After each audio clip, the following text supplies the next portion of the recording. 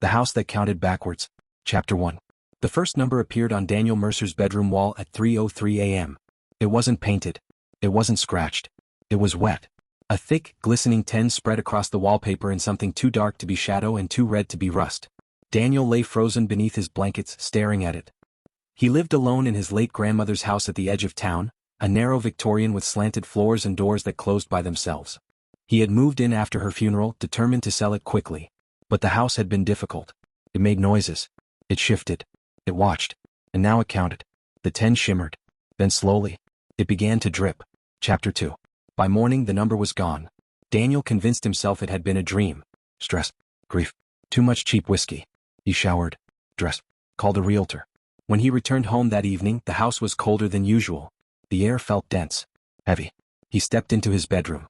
The wallpaper was dry. But the number had changed. 9. This time it wasn't on the wall. It was on the ceiling. Directly above his bed. Chapter 3. Daniel didn't sleep that night. He sat in a kitchen chair and watched the staircase. At 3:03 a.m. the house exhaled. A long, slow breath that moved through the vents and beneath the doors. Somewhere upstairs. A soft scratching began. Not inside the walls. On them. Daniel climbed the stairs with a hammer in hand. The hallway light flickered. His bedroom door creaked open by itself. The 9 had become 8. And beneath it, faint but visible, long drag marks. As if something had pulled itself down from the ceiling. Chapter 4. Daniel searched the house the next day. He found nothing. No attic intruder. No burst pipes. No mold bleeding through plaster. But he did find something strange in his grandmother's old sewing room. A notebook, leather-bound, tucked inside a drawer beneath yellowing fabric. On the first page was a single sentence written in shaky ink. It only stops when it reaches 0. Daniel flipped forward. Page after page described the same thing. Numbers appearing. Descending. Night after night. His grandmother's handwriting grew more frantic with each entry. It watches me from the corners. It moves when I blink. It smells like damp earth. The final entry read. 1. I can hear it under the bed. Chapter 5. That night, Daniel dragged his mattress into the living room. He left every light on. He turned the television up loud enough to drown the silence. At 3:03 a.m. the power went out. The house sank into total darkness. Something moved upstairs. Slow. Heavy. Deliberate. Daniel's breath trembled in his throat.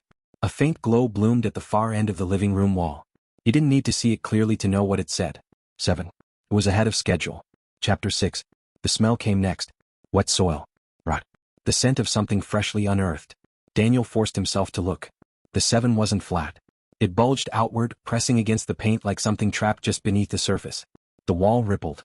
A finger pushed through. Not breaking the plaster. Stretching it. Like thin skin. Then another finger. And another. Daniel ran.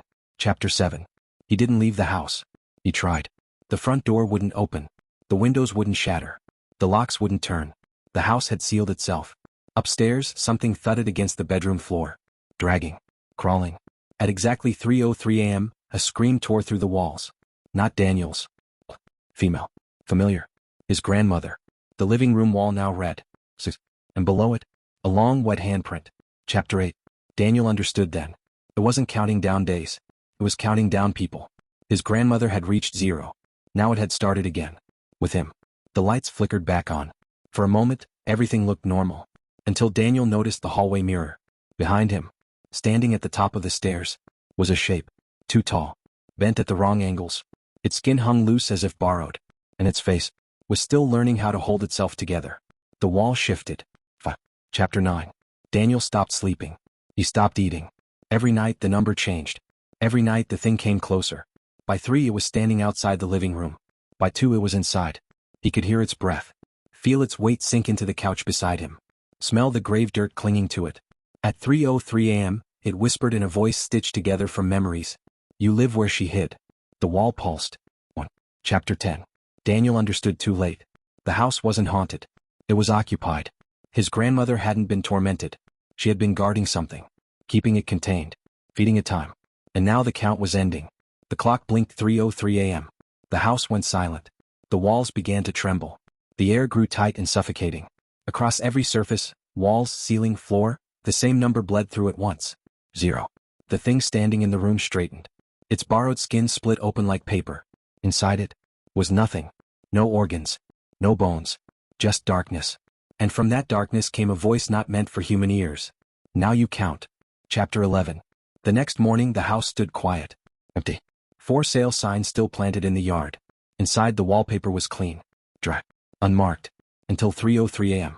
when a new number appeared. What? Shining. Patient. 10. And somewhere within the walls, Daniel Mercer began to learn how to breathe again.